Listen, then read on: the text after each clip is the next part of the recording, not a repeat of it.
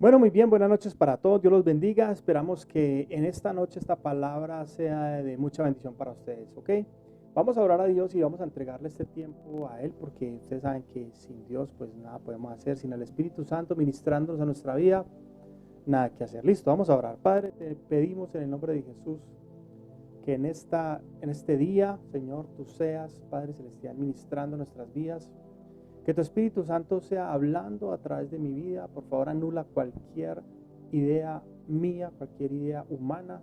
Y yo te pido, Espíritu Santo, que tú seas ministrando a través de este video a las naciones enteras en el nombre de Jesús, a donde quiera que llegue esta transmisión, este video, en el nombre de Cristo Jesús. Que tu palabra corra y que tu nombre sea glorificado en el nombre de Jesús. Amén y amén. Bueno, quería recordarles una anécdota personal, una anécdota particular. Yo tengo una hija que se llama Salomé y resulta que eh, hubo una época donde le estuve enseñando a montar bicicleta. Ella ya sabe, pero hubo una época donde estuvo aprendiendo y cuando ella tenía su bicicleta, las bicicletas, por lo menos en Colombia, vienen con unas llantas hacia alrededor, en la llanta de atrás, vienen con unas llanticas como de soporte hacia los lados para que los niños no se caigan cuando están aprendiendo a montar bicicleta. Pero desde un principio que empezamos a aprender, que empezamos a enseñarle, desde un principio ella quería ya quitarle las llanticas. ¿Por qué? Porque veía a otras personas, a otros niños montando sin las llantas y ella decía, quítele las llantas, pero pues, ¿qué hubiera pasado si le hubiéramos quitado las llantas? Obviamente pues no hubiera aprendido, ¿cierto? Entonces, a medida que fue creciendo, pues ya obviamente llegó el momento donde ya tenía mejor equilibrio, aunque se caía, pero ya se le podían quitar las llantas. Ya las llantas eran un estorbo para el aprendizaje de ella al montar bicicleta. Entonces llegó un momento donde pues le quitamos las llantas y yo siempre iba con la mano mía pegada al sillín donde yo sostenía la bicicleta para que ella tuviera equilibrio y yo corría detrás de ella constantemente como mientras que ella iba pedaleando para que fuera tomando equilibrio. Por lo tanto, ella sentía que estaba eh, pedaleando, pero ella sabía que yo estaba ayudándole porque si no, no lo podía hacer. Ahora, fue pasando el tiempo y resulta que yo fui, a medida que ella iba cogiendo la práctica, yo la iba soltando, yo iba soltando el sillín, pero sin que ella se diera cuenta. Yo le decía, hágale que usted puede, pero entonces yo soltaba el sillín por unos momenticos y volví y lo agarraba, lo soltaba y lo agarraba, pero ella no se podía dar cuenta. Si ella se daba cuenta, y mismo ya se caía. De solo el tema psicológico, y mismo automáticamente se caía. Y bueno, hasta que llegó el momento donde yo la empecé a soltar más, ella empezó a tomar equilibrio ya sola y ya no se caía cuando de pronto se iba yendo para los lados. Bueno, todo un aprendizaje, ya lo hace perfectamente. También hubo una época donde eh, al frenar, cuando empezó a aprender a frenar, frenaba automáticamente en seco y mismo se caía y tuve que empezar a enseñarle que fuera aprendiendo, que fuera apretando poquito el freno, poquito para que fuera frenando despacio y así pudiera parar y no pues, digamos, caerse cuando frenaba en seco, ¿cierto?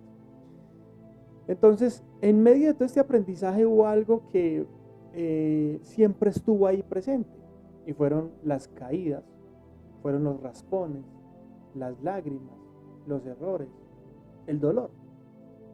Eso siempre estuvo ahí presente.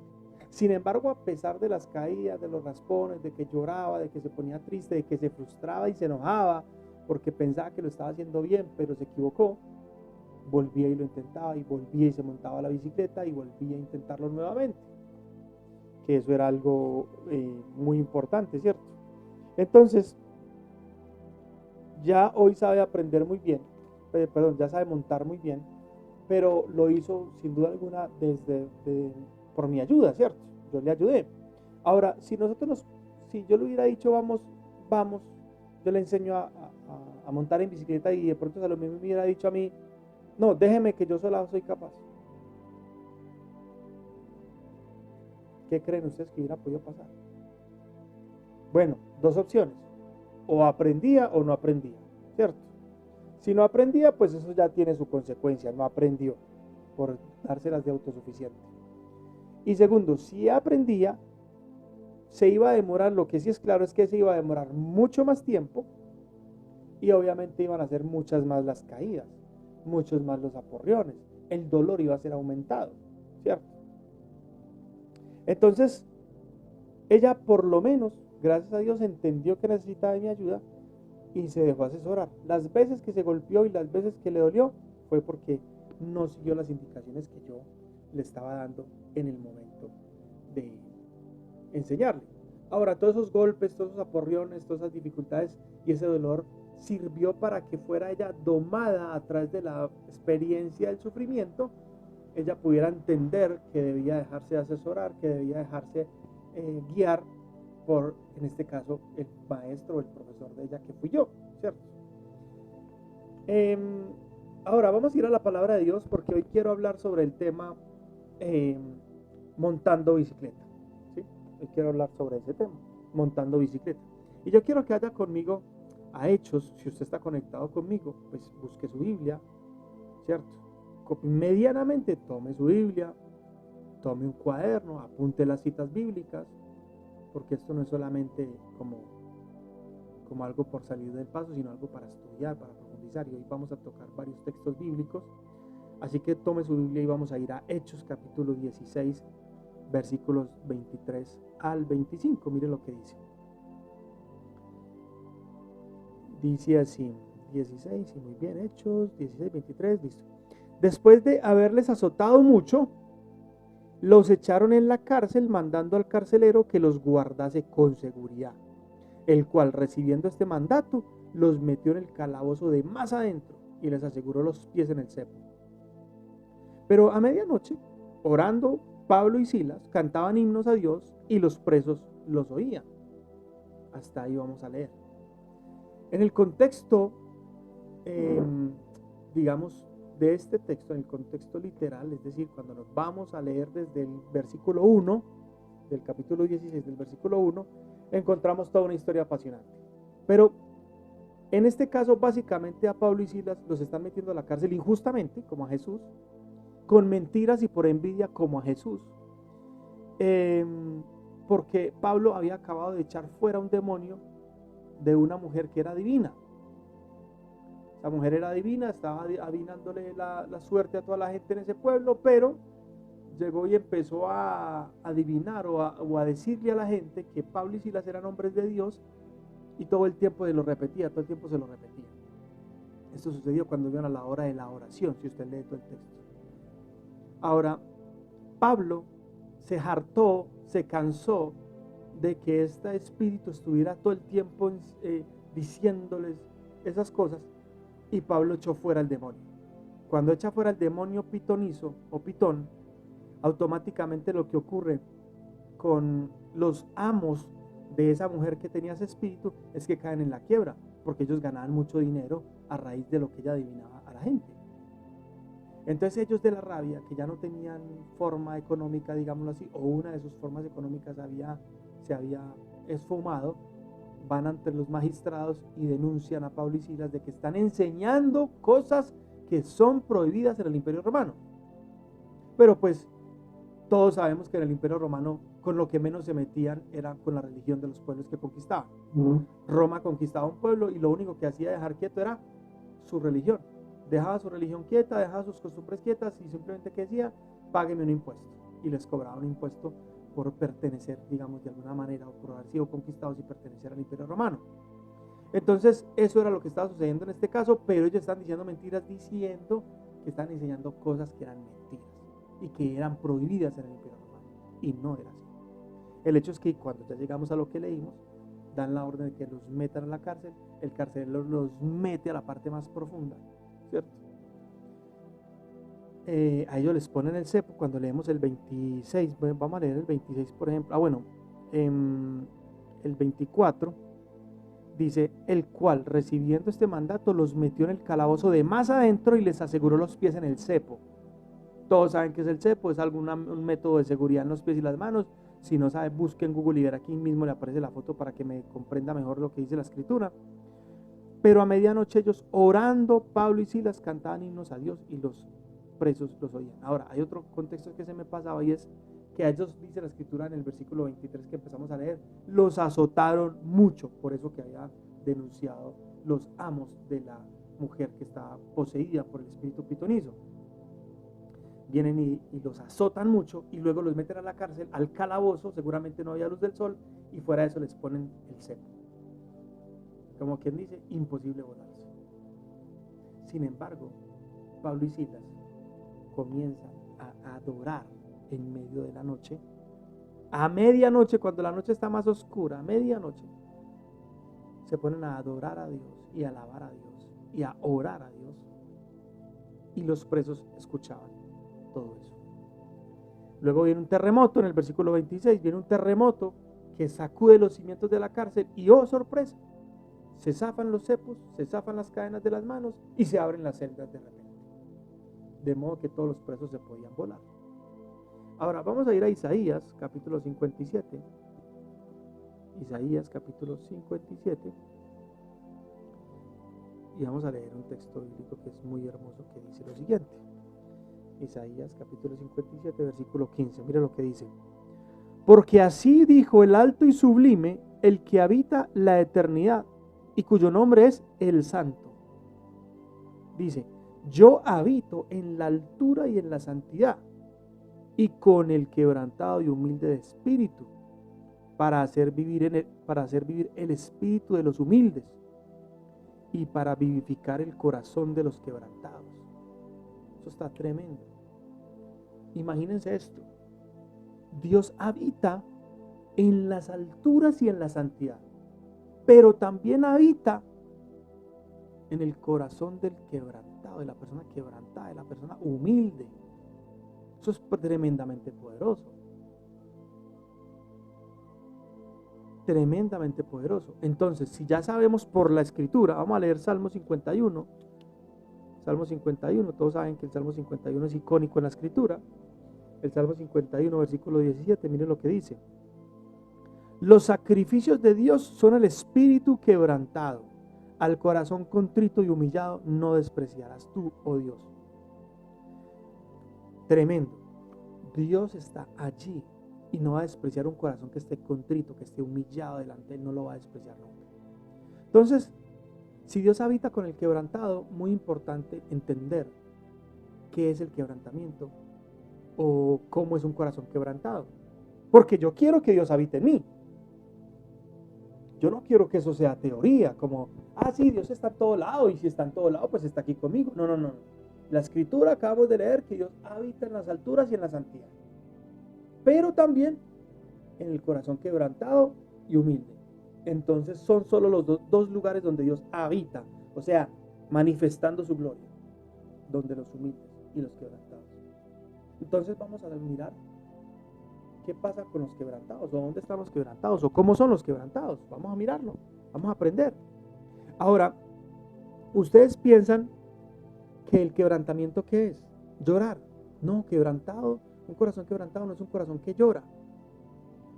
Erróneamente, en el ámbito de los evangélicos, de los cristianos, de las iglesias, muchas veces cuando en un servicio, una reunión, una experiencia presencial o virtual, si ven una persona llorando, decimos, porque yo también he cometido ese error, ay, mira, el Espíritu Santo lo quebrantó.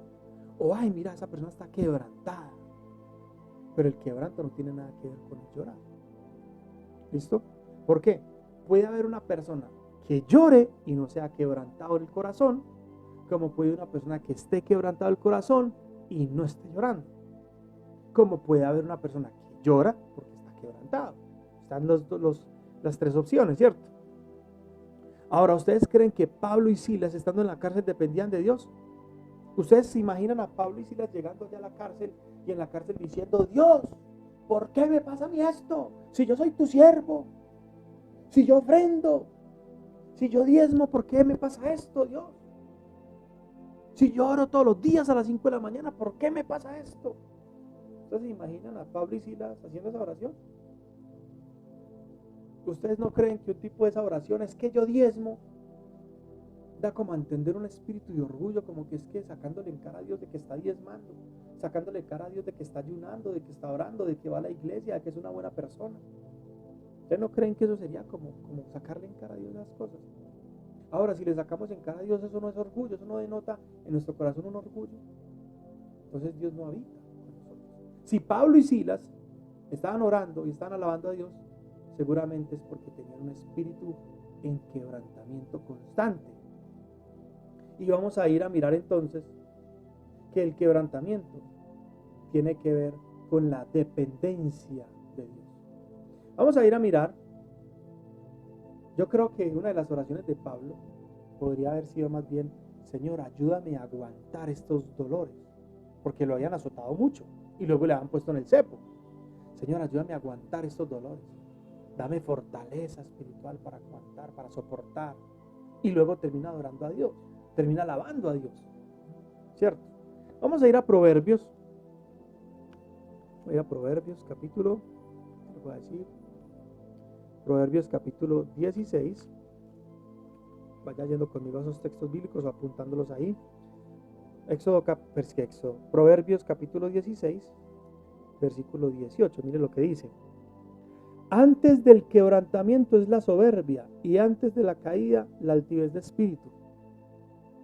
Usted quiere ver una persona, usted cuando ve a una persona altiva de espíritu, una persona soberbia, entienda que pronto viene su caída, pronto viene un tiempo de quebrantamiento. Por lo tanto, si usted es soberbio, si usted es orgulloso, si usted es altivo, ojo, arrepiéntase de esa condición, porque si no le va a venir una caída, una quiebra. Si es una empresario, una quiebra. Si es un empleado, se va a quedar sin empleo. Puede pasar, pues no estoy diciendo que pase, pero puede pasar. O se quede sin matrimonio. O sea, viene una situación que lo va a hacer dejar el orgullo a un lado. Es mejor dejar el orgullo a un lado y no de orgullosos, y que venga una situación bien difícil que nos haga dejar el orgullo a un lado. Es mejor por las buenas, como digo yo. Ahora vamos a leer Proverbios 18 ahí pegadito, 18 versículo 12, que dice lo siguiente: antes del quebrantamiento se eleva el corazón del hombre, y antes de la honra es el abatimiento. Antes del ¿qué? Antes del quebrantamiento. Si tú quieres ser quebrantado, si tú quieres ser quebrantado, antes del quebrantamiento está el corazón altivo, elevado, que se agranda, que se enorgullece, ¿cierto? Pero antes de la honra viene el quebrantamiento. O sea, yo primero me abato, mi alma se quebranta, y luego viene la honra. ¿Sí o no? Son cosas tremendas. Acuérdense que el tema de hoy es montando en bicicleta. Ahorita ya van a saber cuál es el por qué ese título. Listo. Ahora miren lo que dice Filipenses. Vamos a Filipenses, Nuevo Testamento. Usted dirá, pero ¿por qué estamos buscando tantos versículos bíblicos? Es que nosotros necesitamos leer la palabra de Dios. Y más, si usted de los que escucha esta palabra es de los que nada más lee la palabra cuando se conecta conmigo y un video de estos, grave, lo veo grave. Tenemos que estar constantemente en la palabra. Dice Filipenses capítulo 2, versículo de 5 al 9. Mire lo que dice: haya pues en ustedes este sentir que hubo también en Cristo Jesús, el cual, siendo en forma de Dios, no estimó el ser igual a Dios como cosa a que aferrarse, sino que se despojó a sí mismo. Diga conmigo, se despojó. Pero dígalo, se despojó. Eso. Sino que se despojó a sí mismo, tomando forma de siervo, hecho semejante a los hombres.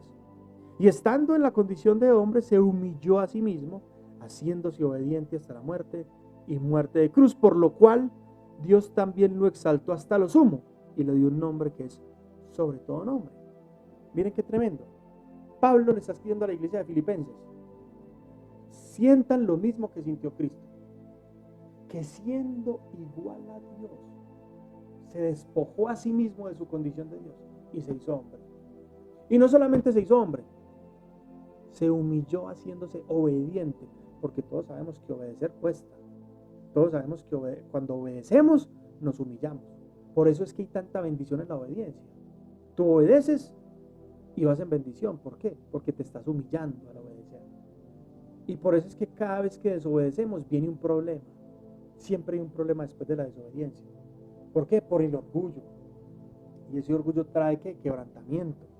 ¿Cierto? Entonces, Jesús fue obediente. Imagínense siendo Dios y ya pasó de dar órdenes a recibir órdenes. Imagínense eso. ¿Ah? Debemos entonces nosotros de aprender a vivir con las penurias, con las dificultades, con las cosas que no nos gustan de la vida. ¿Sí? Tenemos que aprender a vivir con eso. Pablo no llegó a la cárcel a reclamarle a Dios.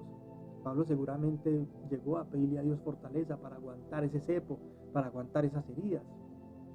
Nadie les estaba haciendo una corazoncita, nadie. Estaban ahí tal cual como los entraron a la cárcel, como los golpearon, así mismo los entraron y los pusieron el cepo. ¿Ah? ¿Qué vamos a hacer hoy entonces? ¿Qué vamos a hacer hoy? Vamos a ir a Mateo, capítulo 5. Mateo, capítulo 5, versículos 3. Mateo 5, 3. Mire lo que dice Mateo 5, 3. Mateo 5, versículo 3. Mire lo que dice. Bienaventurados los pobres en espíritu, porque de ellos es el reino de los cielos. Bienaventurados, o sea, doblemente feliz. En la traducción original, doblemente feliz o dichosamente feliz. Imagínense eso. Entonces en el griego, este texto es escrito en el griego, el Nuevo Testamento es en griego. En el griego hay dos palabras para definirles los pobres en espíritu. Y una se refiere básicamente a los que están por debajo del nivel de la pobreza. Y otra se refiere a la que están en la calle como indigentes.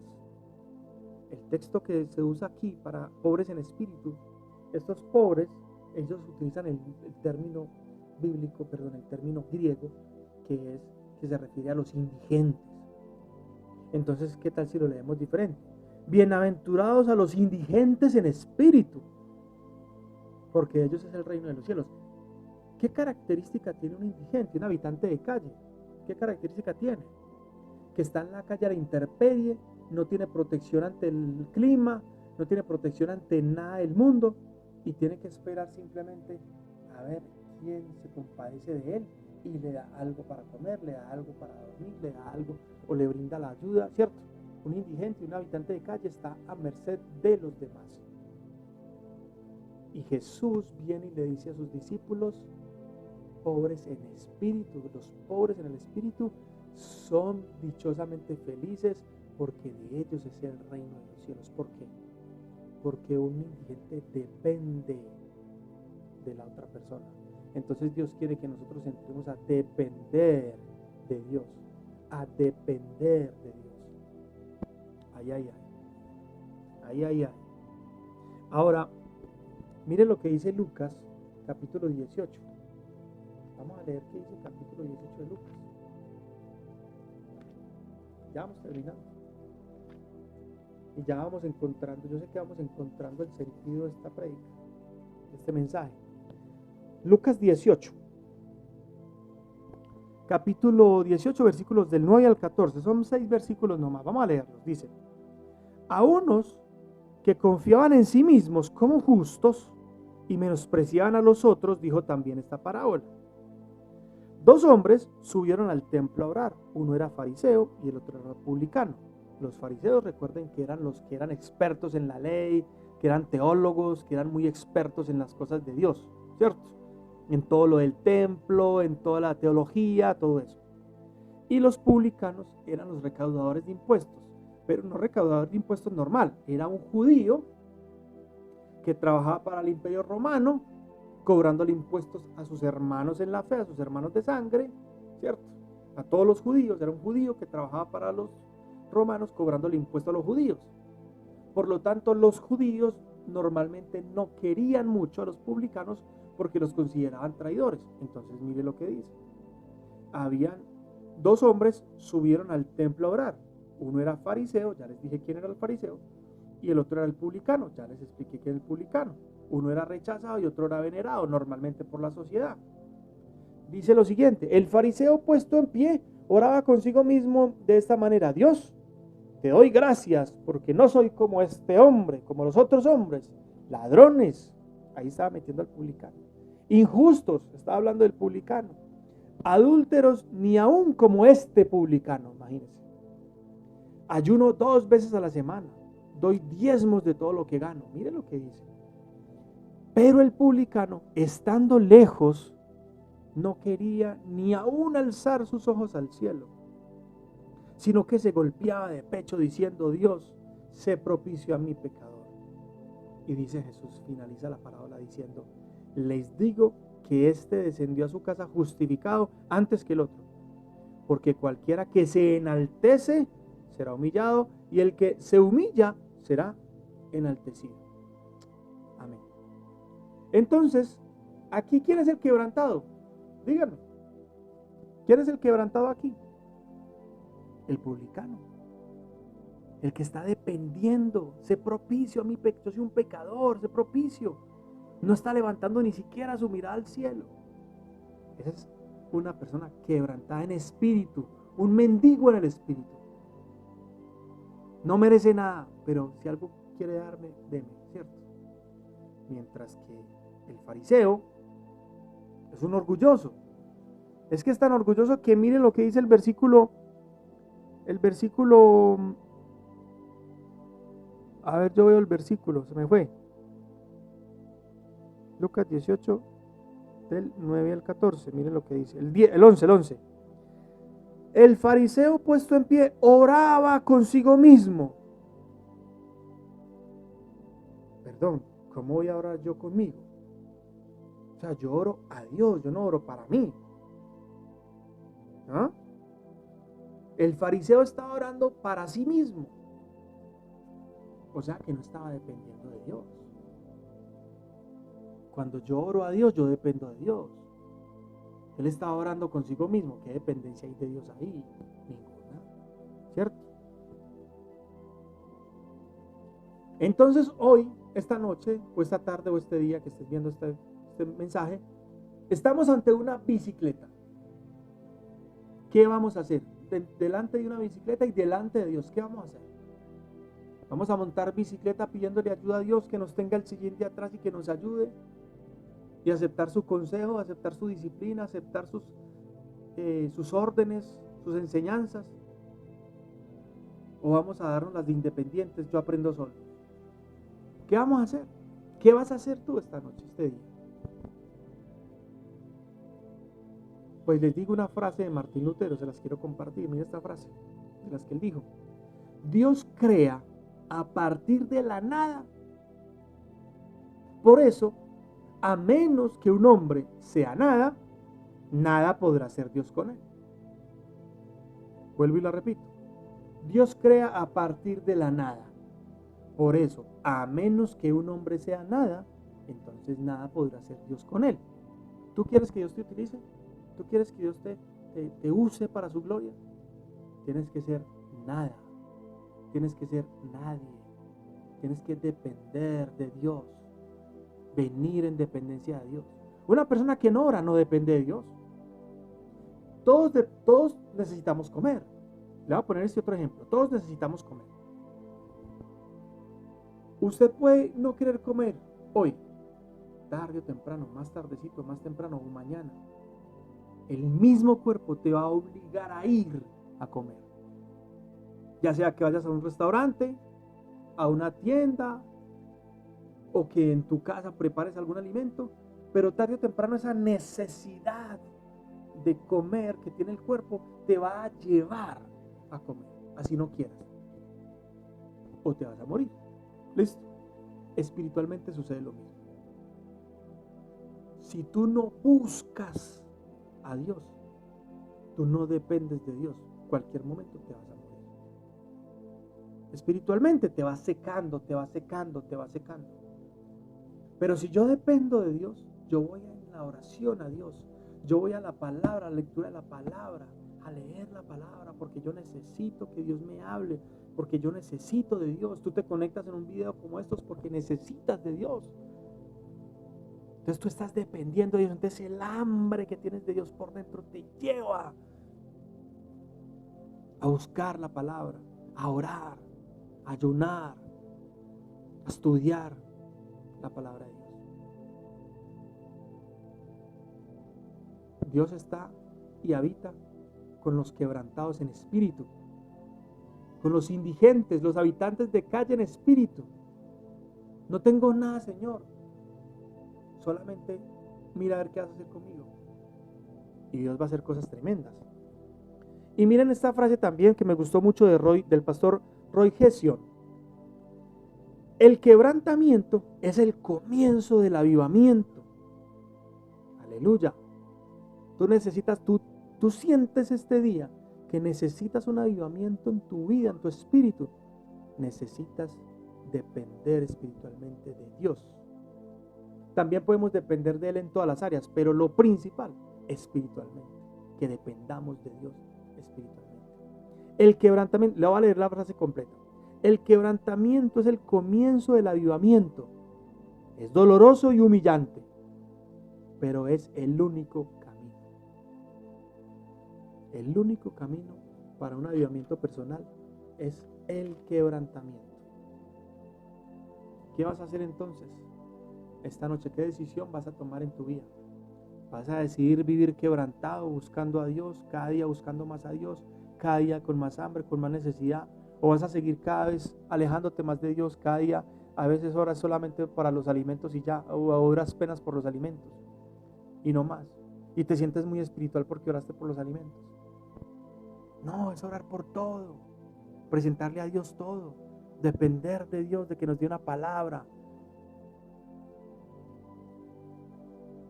Vamos a buscar a Dios con todo el corazón y vamos a producir un avivamiento en nuestra vida. Y luego vamos a ser avivadores encendiendo a otros. Después de que nosotros estemos encendidos, vamos a encender a otros. Amén.